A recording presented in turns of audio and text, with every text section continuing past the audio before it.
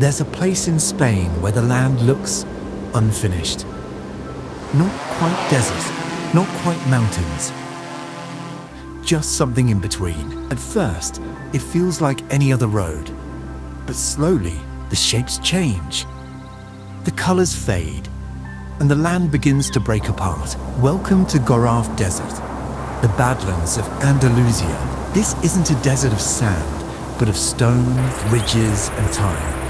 Carved over thousands of years, shaped by water, wind, and silence. Driving through it feels unreal. Every turn reveals a new formation, like the landscape keeps rewriting itself. Up close, it's not empty at all. It's detail, lines in the earth, patterns shaped by time itself. And when the light changes, everything softens.